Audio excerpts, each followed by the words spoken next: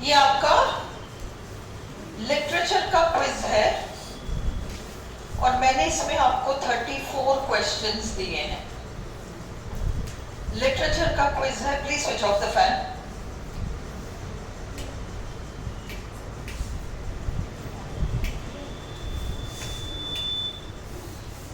इसमें 34 क्वेश्चंस हैं। आप केवल जो मैं क्वेश्चंस क्लास में करा रही हूं ये कर लो, आपको नोट्स वोट्स अलग से कुछ पढ़ने की जरूरत नहीं है। ठीक है, मैं बहुत शॉर्ट कर दूंगी आपका लिटरेचर का काम भी। ग्रामर भी हम जो एक्सरसाइजेस कर रहे हैं उसको कर लो बस। प्लस हम पेपर सॉल्व करेंगे, अपन बहुत सारे पेपर सॉल्व करेंगे ना, उसी में आपका सारा काम हो जाएगा। Okay, so question 1, how does a mock epic work यानी रचना relate to a classical piece of literature? कोई भी रचना जो कि मॉक एपिक रचना कहलाती है, इसमें क्वेश्चन में वर्क का मतलब रचना, उसका क्लासिकल लिटरेचर से क्या संबंध है? और क्लासिकल लिटरेचर हम किसे कहते हैं? ग्रीक एंड रोमन लिटरेचर को हम क्लासिकल लिटरेचर कहते हैं। ग्रीक एंड रोमन लिटरेचर जो बहुत पुराने जमाने की, पुराने समय की, जब बीसीस चलती थी, उल्टी गिनती, उस समय का लिटरेचर जो ग्रीस और रोम को बिलोंग करता था, उस लिटरेचर को क्लासिकल लिटरेचर कहते हैं। अब क्लासिकल लिटरेचर में महाकाव्य वगैरह हैं, एपिक्स वगैरह हैं, और मॉडर्न डेज में, मॉडर्न डेज का मतलब अभी 10, 20, 50 साल नहीं, मॉडर्न पीरियड ही हमारा एक्चुअली स्टार्ट हो जाता है शेक्सपियर के जमाने से, एक तरीके से मॉडर्न। बट एक्चुअली जिसको अपन मॉडर्न पीरियड के नाम से पढ़ते हैं वो तो आपका फर्स्ट वर्ल्ड वॉर के बाद का है, वो एक अलग चीज है। पर अदरवाइज जो बाद का समय आया एडी वगैरह में, इसमें एपिक्स के स्टाइल की नकल करके कुछ रचनाएं लिखी गई मजाकिया अंदाज में। और लिटरेचर में दो चीजें होती हैं, मैटर एंड मैनर। मैटर यानी विषय वस्तु, मैनर यानी शैली। अंडरस्टूड? अब एपिक में, पुराने जमाने के एपिक्स में मैटर भी बहुत ऊंचा होता था, मैनर भी बहुत ऊंचा होता था, वो एक अलग बात थी एपिक वगैरह में। पर मॉक एपिक, मॉक शब्द का ही मतलब है मजाक उड़ाना। मॉक एपिक में मैटर तो बिल्कुल साधारण होगा और मैनर बहुत ऊंचा होगा। ये मॉक एपिक है। एपिक में मैटर भी हाई, मैनर भी हाई। मॉक एपिक में मैटर लो, मैनर हाई। जूता 20 साल के बच्चे का, 20 साल के व्यक्ति का, चप्पल या जूता 20 बरस के व्यक्ति का, और उसमें पैर 4 साल के बच्चे का। Can you see the discrepancy? 20 साल के एडल्ट का जूता है, पैर तो इतना सा है, छोटा सा। उस तरीके से मॉक एपिक में स्टाइल तो वो 20 साल वाला है और मैटर 4 साल वाला है। ये याद रखना, मैटर और मैनर बैलेंस में नहीं है मॉक एपिक में। How does a mock epic work relate to classical piece of literature? Classical literature यानी ग्रीस और रोम के लिटरेचर से मॉक एपिक का क्या संबंध है? फर्स्ट, इट रिटेन्स, आपको बताना है कौन सा करेक्ट है। It retains the character of the hero but changes the supporting characters. क्या ये ट्रू है कि मॉक एपिक में, सपोज रामायण, तो राम को तो मेंटेन करेंगे और और बाकी सबको बदल देंगे। क्या इसको मॉक एपिक कहते हैं कि मेन हीरो को तो रख लो और बाकी सपोर्टिंग कैरेक्टर्स को बदल दो? क्या ये मॉक एपिक है? नहीं, बिल्कुल भी नहीं है। दूसरा, इट रिपीट्स अ रेफरेन और की phrase from classical poetry. Refrain क्या होता है? गाना होता है ना, उसमें मुखड़ा होता है और अंतरा होता है, स्टैंजा, है ना, और फिर जो लाइंस होती हैं जो गाने को शुरू करती हैं। No no, not lyric and all, lyric is a song. किसी भी गाने में कोई भी गाना बताओ मुझे, सम सॉन्ग जो मेरे को भी आता हो, तुम लोगों को भी आता हो। हाँ, एनी वैष्णव जन तो नाम तो सुना है तुम लोगों ने, गाना नहीं सुना तो भी कोई बात नहीं। ओके, वैष्णव जन तो तेने कहिए, फर्स्ट लाइन, फिर उसमें बहुत कुछ आएगा, फिर वापस आ जाएगा वैष्णव जन तो, फिर कुछ लाइंस, एक स्टैंजा आएगा, फिर वैष्णव जन तो वो वैष्णव जन तो रेफरेन हो गया। हम तुम एक कमरे में बंद हो और चाबी खो जाए, और फिर वो स्टैंजा चलेगा, फिर वापस आ जाएगा, हम तुम एक कमरे में बंद हो और चाबी खो जाए। वो रेफरेन है। जो लाइन रिपीट होती है पीरियोडिकली, मतलब पहले एक लाइन आएगा, फिर एक स्टैंजा आएगा, फिर वही लाइन वापस आ जाएगा, फिर एक स्टैंजा आएगा, फिर वही लाइन आ जाएगा, तो वो वही लाइन जो बार बार आ रहा है वो रेफरेन है। तो क्या मॉक एपिक में एपिक की कोई लाइन बार बार रिपीट होती है? बिल्कुल नहीं।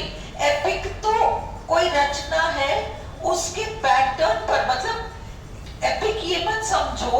अब सपोज अपन रामायण लें, तो रामायण जो स्टोरी है, Ram Sita Lakshman Bharat Shatrughan everybody, Hanuman ji everybody, mock epic का ये मतलब नहीं है कि उसी कहानी को मजाक उड़ाकर लिखा जाए, ये जरूरी नहीं है, ये इसका डिफाइनिंग पॉइंट नहीं है। मॉक एपिक का मतलब एपिक नाम की जो शैली है, रचना है, लॉन्ग पोएम है, उसके कुछ की फीचर्स होते हैं।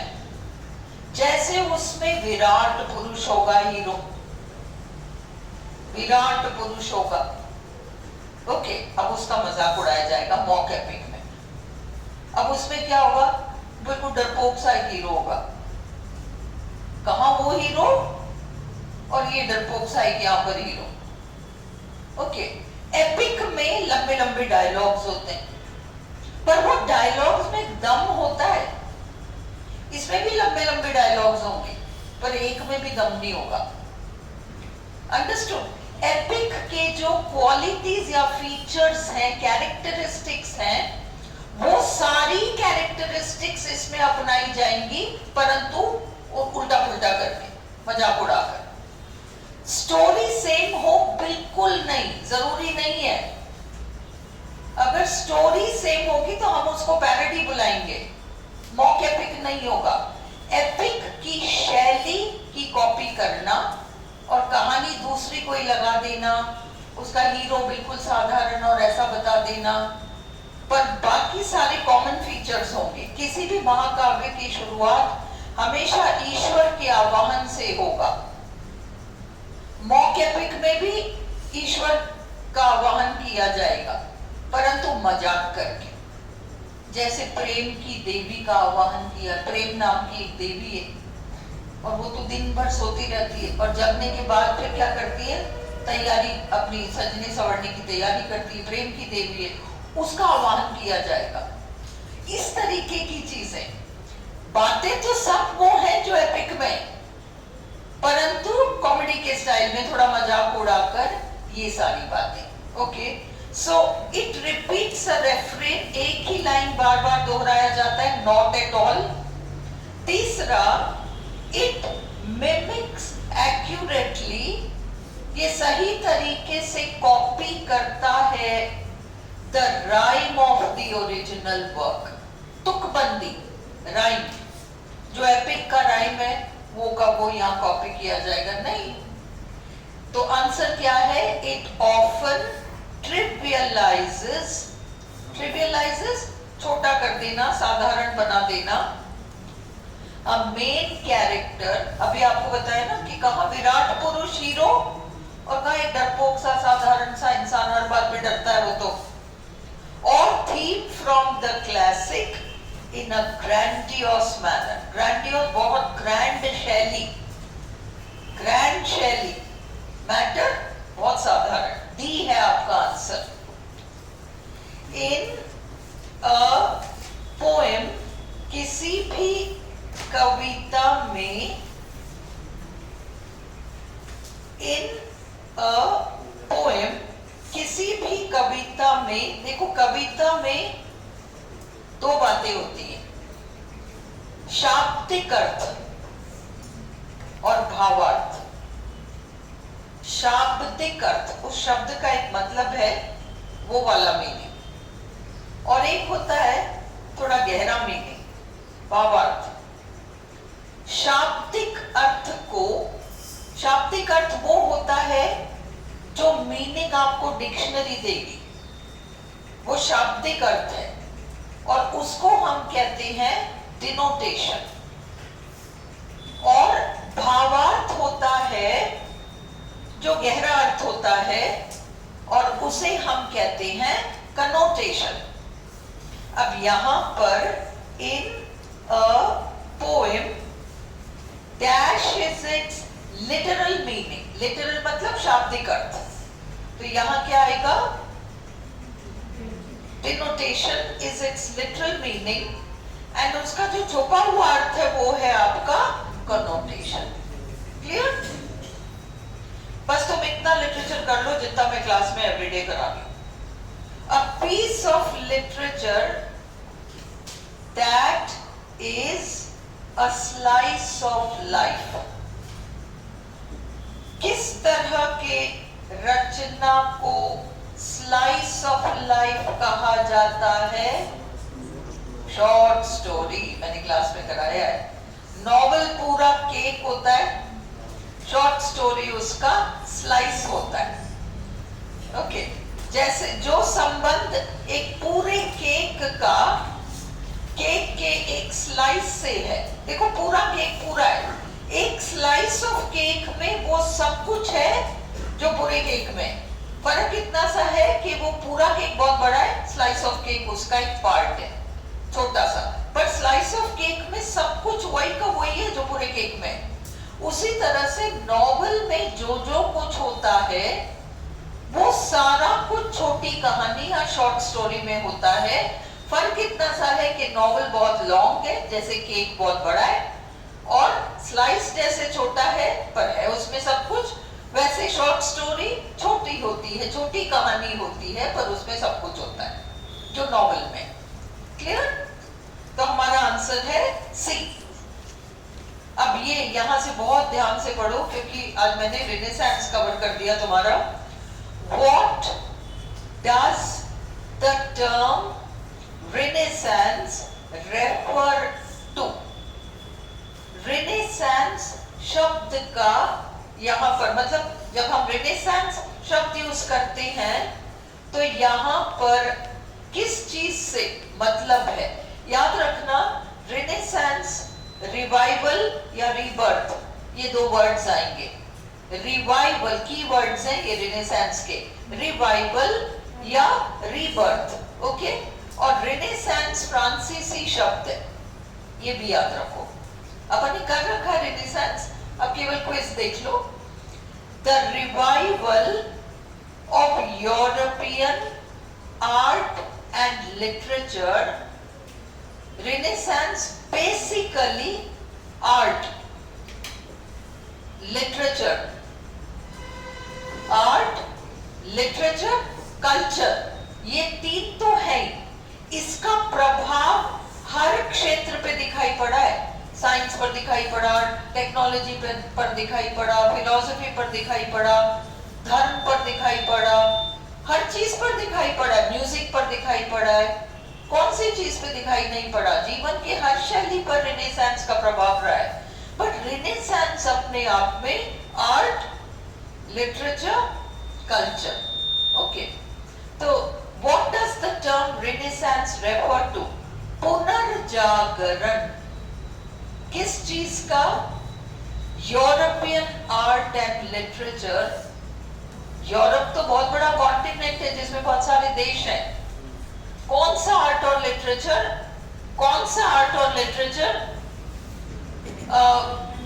ग्रीस और रोमन। ग्रीस और रोमन।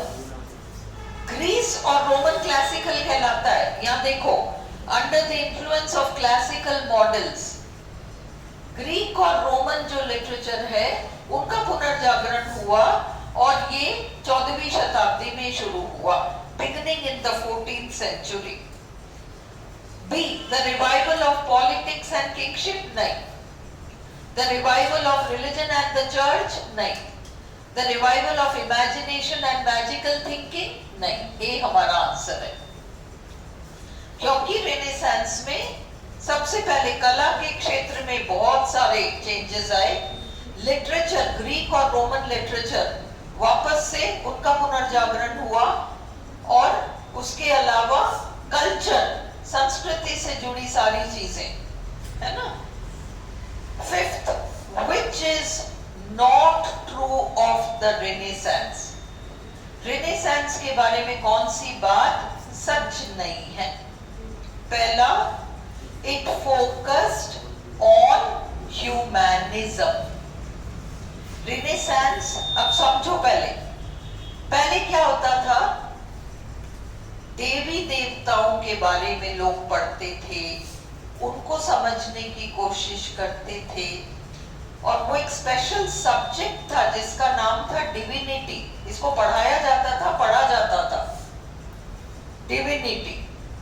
रेनेसांस आया तो विद्वानों ने फैसला किया ये डिविनिटी छोड़ो, ह्यूमैनिज्म पढ़ो। हम मनुष्य हैं, मनुष्य से संबंधित हर चीज का अध्ययन करो। ये रेनेसांस काल में हुआ था। ह्यूमैनिज्म आया था उठकर। तो इट फोकस्ड ऑन ह्यूमैनिज्म, बिल्कुल ये तो ट्रू है। There was a rediscovery of classical Greek philosophy. बिल्कुल सारा लिटरेचर आपका ग्रीक फिलॉसफी, प्लेटो, एरिस्टोटल, यहां से शुरू होता है। जब आप लोग एमए वगैरह करते हो इंग्लिश में तो वो सब पढ़ना पड़ता है। तुम लोगों ने एमए फाइनल में पढ़ा ना, एरिस्टोटल दुनिया भर की चीजें पढ़ रखी हैं। तो rediscovery of classical Greek philosophy. तीसरा, हाँ बिल्कुल भी करेक्ट है, C flowering of Latin and vernacular literatures. Greek and Roman तो लैटिन तो है ही, लैटिन लिटरेचर, लैटिन और भी जो बोलियां थी वर्नाक्युलर, वो सारा साहित्य वो विकसित हुआ। फ्लावरिंग यानी विकसित होना। D, politics and kingship was stressed. राजनीति, हाँ, और किंगशिप पर जोर दिया गया। आपसे पूछ रहा है which is not true, answer क्या होगा? डी।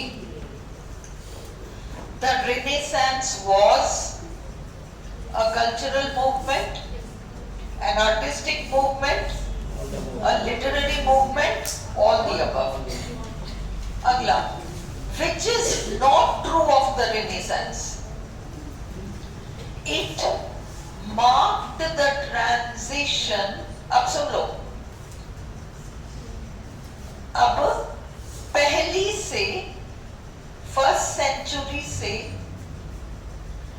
लगभग 8वीं 9वीं शताब्दी तक, एक्चुअली 11वीं शताब्दी तक, बट मोटा मोटा 8वीं 9वीं शताब्दी तक ओल्ड पीरियड माना जाता है। ठीक है, उसके बाद से 8वीं से 13वीं सेंचुरीज तक मिडिल पीरियड माना जाता है। 13वीं शताब्दी के बाद से मॉडर्न पीरियड माना जाता है। इसलिए रेनेसांस उस करवट बदलने वाला वो समय है जो कि मिडिल से मॉडर्न तक आता है। मिडिल एजेस से लेकर मॉडर्न एज तक, 8वीं से 13वीं शताब्दी तक मिडिल एजेस कहलाता है। डार्क मिडिल एजेस, अज्ञानता का युग, darkness of ignorance, dark middle ages, 8th to the 13th century।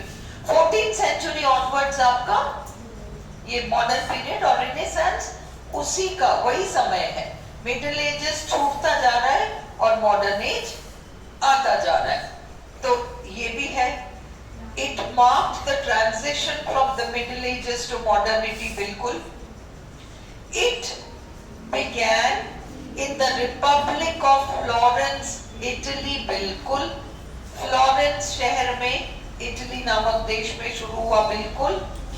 तीसरा, it was a cultural, ये एक सांस्कृतिक, साहित्यिक और कलात्मक अभियान था, and artistic movement that deeply affected, जिसने बहुत ज्यादा प्रभावित किया यूरोपियन इंटेलेक्चुअल लाइफ, यूरोप के बौद्धिक जीवन को, इंटेलेक्चुअल लाइफ। ये भी सही है क्योंकि इसने हर क्षेत्र पर प्रभाव डाला है।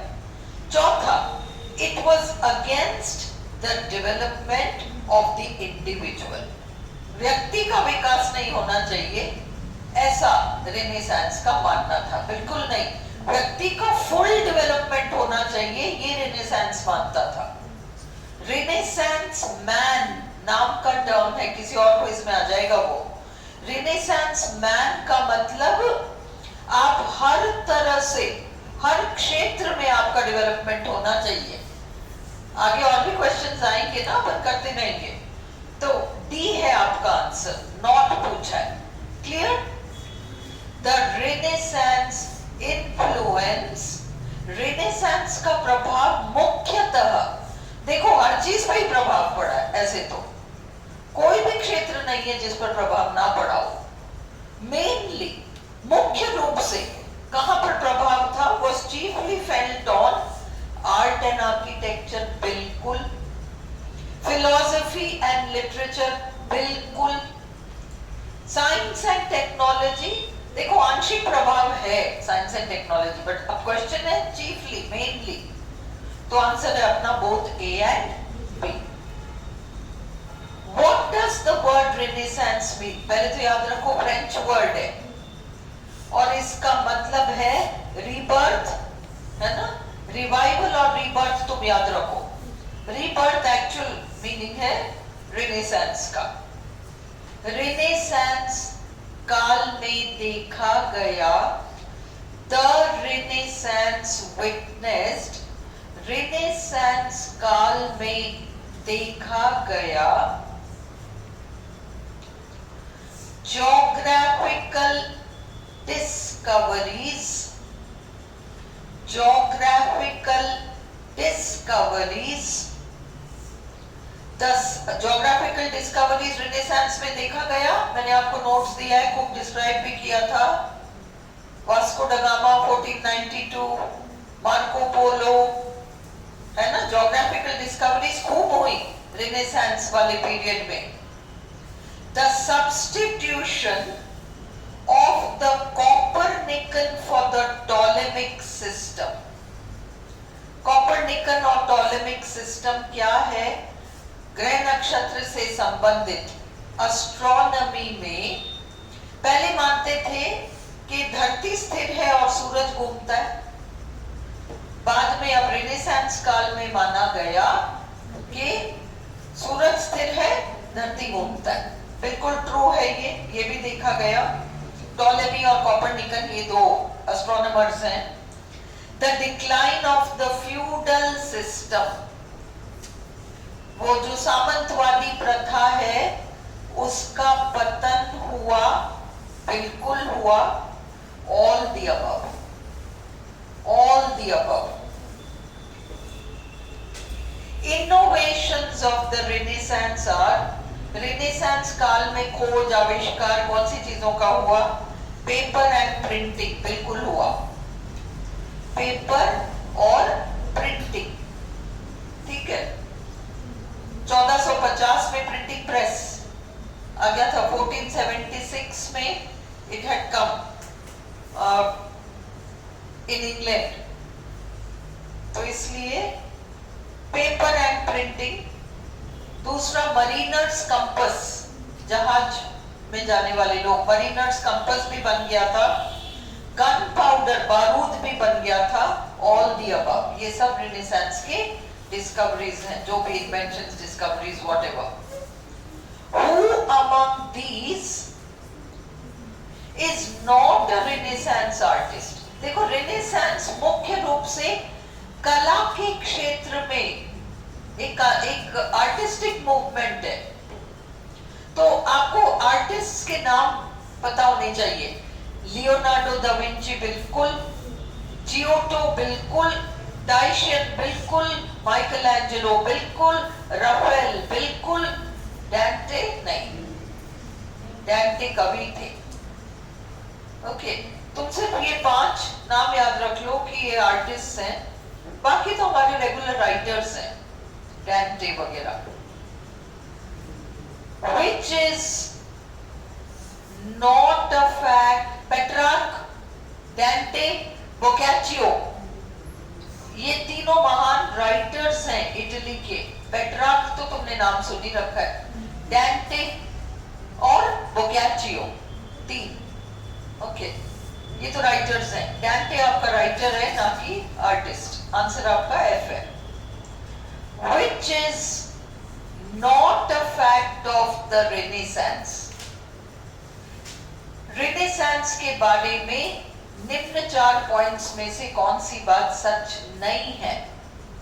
First, it transformed society from darkness to light. इसने समाज का परिवर्तन किया फ्रॉम डार्कनेस टू लाइट, अंधकार से उजाले की तरफ, अंधकार से उजाले की ओर. Humanism was its main philosophy. Humanism इस रेनेसांस काल की मेन फिलॉसफी है. बिल्कुल है, ये दोनों पॉइंट सच हैं.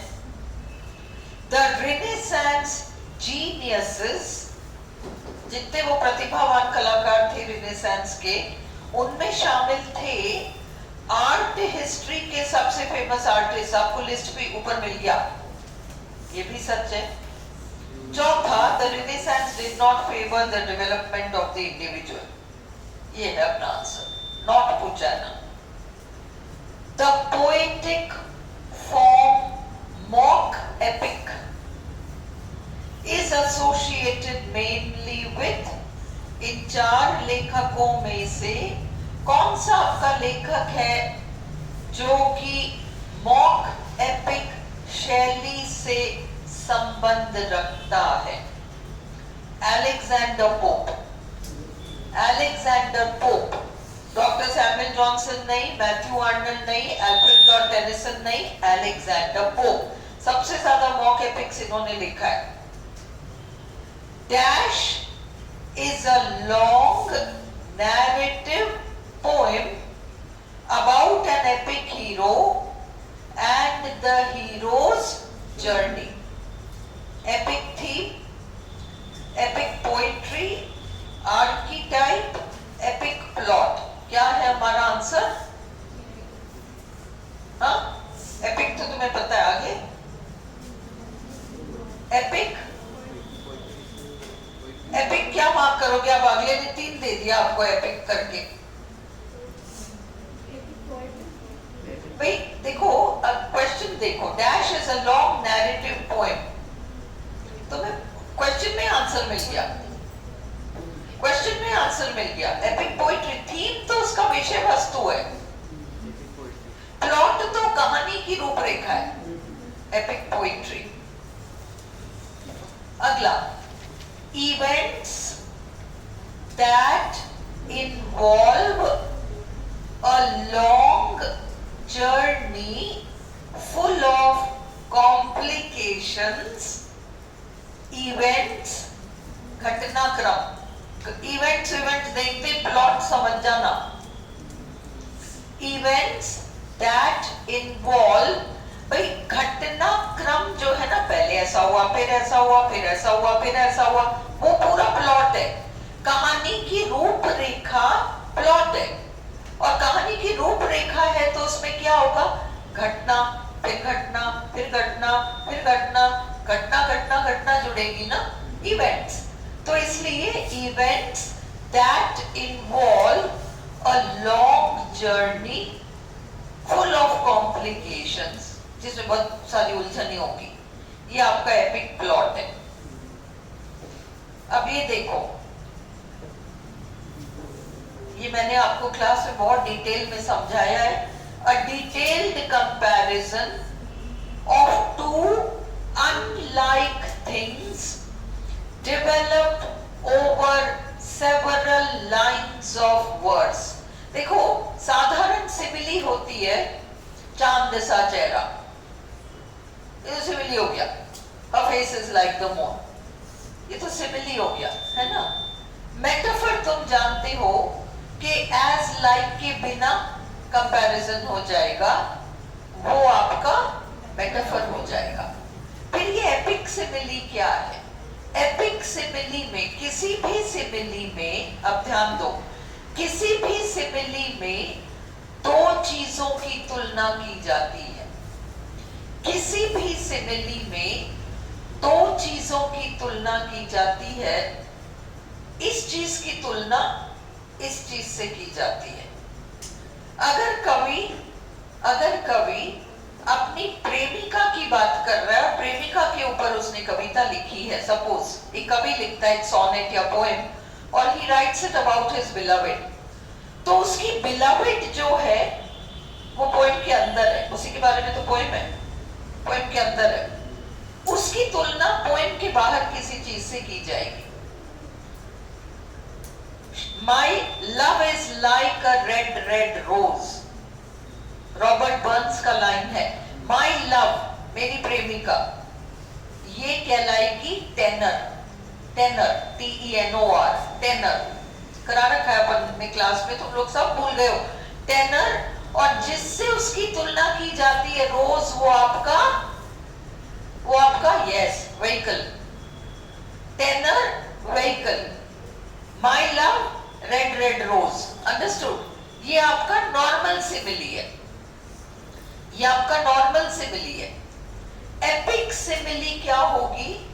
एपिक सिमिली में ये टेनर को तो छोड़ देंगे, उस व्हीकल का वर्णन बड़ा लंबा होगा, 4, 5, 6, 7, 8 लाइंस में होगा।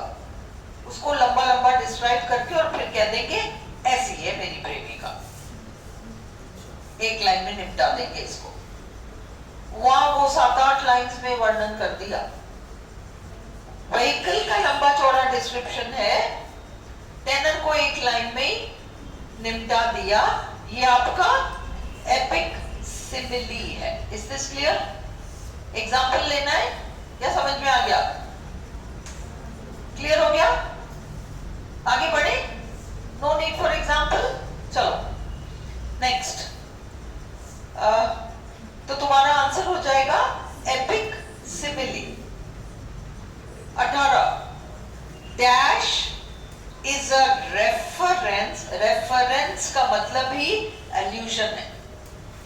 रेफरेंस का मतलब एल्यूजन, जिक्र करना। Is a reference to a famous person, place, thing और इवेंट। ऑप्शंस में दे रखा है एलेगरी। एलेगरी क्या होता है? एलेगरी एक ऐसी कहानी जिसका ऊपर एक मीनिंग होता है और एक छुपा हुआ मीनिंग और होता है। एलेगरी दो स्तर पर चलने वाली कहानी एलेगरी होती है। एपिक सिमिली अभी मैंने आपको समझाया। एल्यूजन, जिक्र करना। एपिथेट, विशेषण। जैसे अपन लोग कहते हैं दानवीर कर्ण, तो दानवीर एपिथेट हो गया। Understood? 19 a style of literature, a poem or a story which has a hidden or symbolic meaning. यही दो स्तर पर चलने वाली कहानी। एपिथेट नहीं, एपिथेट तो तुम समझ गए, दानवीर कर्ण। एल्यूजन, जिक्र करना किसी का। आर्कीटाइप, आर्कीटाइप मतलब एक किस्म का नमूना। जैसे राजनेता दिखाएंगे लोग फिल्म्स में, तो वो एक फिक्स्ड टाइप होगा, है ना। वो वही बहुत ज्यादा करप्ट दिखाएंगे, बहुत ज्यादा गुंडागर्दी करने वाला दिखाएंगे, कुछ खास फीचर्स को लेते हैं वो। तो हर एक में वही वही जितने फिल्म्स आएंगे उसमें पॉलिटिशियन है तो वो ऐसा ही होगा। तो एलेगरी, जिसका कि दो स्तर पर मीनिंग हो, स्टोरी है और उसका एक हिडन या सिंबॉलिक मीनिंग है। A typical example of a kind of person or thing, अभी जो मैंने बताया टिपिकल एग्जाम्पल। सास दिखाएंगे फिल्मों में, आजकल तो नहीं दिखाते, सासें सब बदल गई हैं, पर हाँ 20 साल पहले जो पिक्चर्स आते थे उसमें वो बहुत ही क्रूर किस्म की एक महिला को दिखाते थे सास के नाम पर, है ना। तो वो आर्कीटाइप है।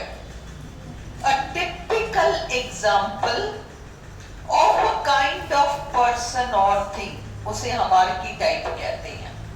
Typical example. 21. A short descriptive phrase used to characterize a person or thing, यही एपिथेट, दानवीर कर्ण वाला। What type of literary work is an epic? It's a poem. It is an epic, poetry ही कहते हैं, it's a poem.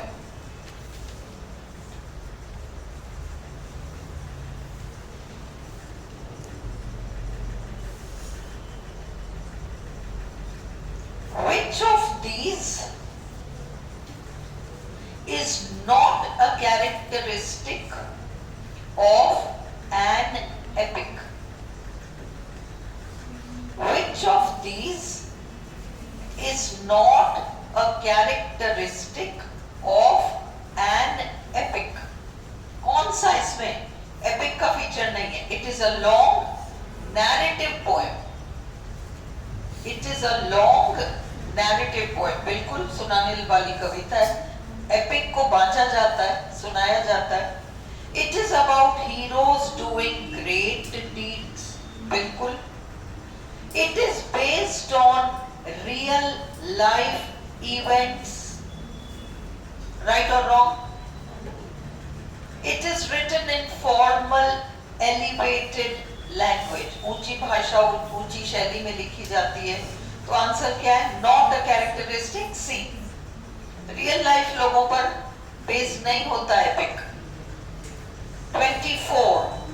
Which of the following is not a characteristic of an epic hero?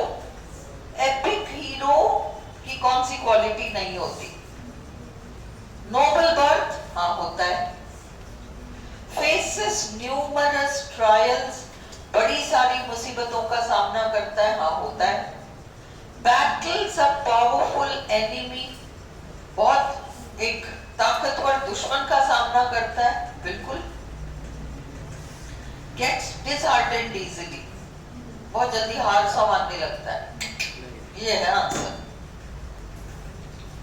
Dash is a larger than life figure, Virat पुरुष, larger than life figure, who embodies the ideals of a nation or race.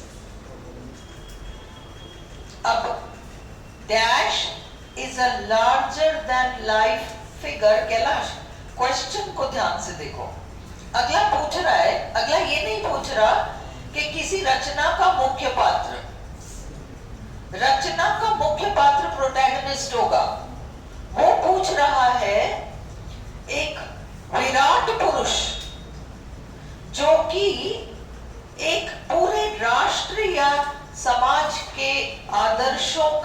प्रतीक है।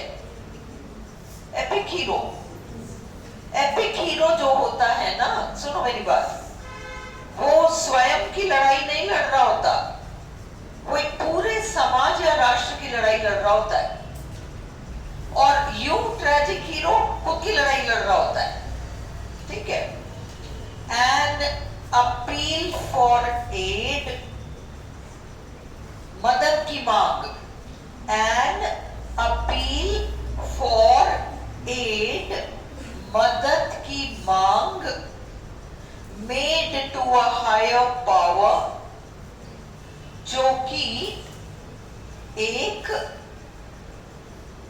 ये देवी देवता higher power से की जाती है कवि के द्वारा, टू गिव हिम इंस्पिरेशन, ताकि उसे प्रेरणा मिले, इन टेलिंग द स्टोरी, कहानी सुनाने में। इसको कहते हैं इन्वोकेशन, इन ईश्वर का आवाहन करना। एल्यूशन तुम जानते हो, जिक्र। एपिथेट तुम जानते हो, छोटा सा विशेषण। इन्वोकेशन ईश्वर का आवाहन। पर्सोनिफिकेशन तुम जानते हो, निर्जीव को सजीव दर्शाना। हाँ। एपिक्स इंक्लूड, एपिक्स में शामिल होते हैं, नहीं है तुम्हारे पास? ओ, ये टेढ़ा मेढ़ा आया है क्या? 27 वाली है। So sorry. 24 भी नहीं है। 24 भी नहीं है। 24 तो है।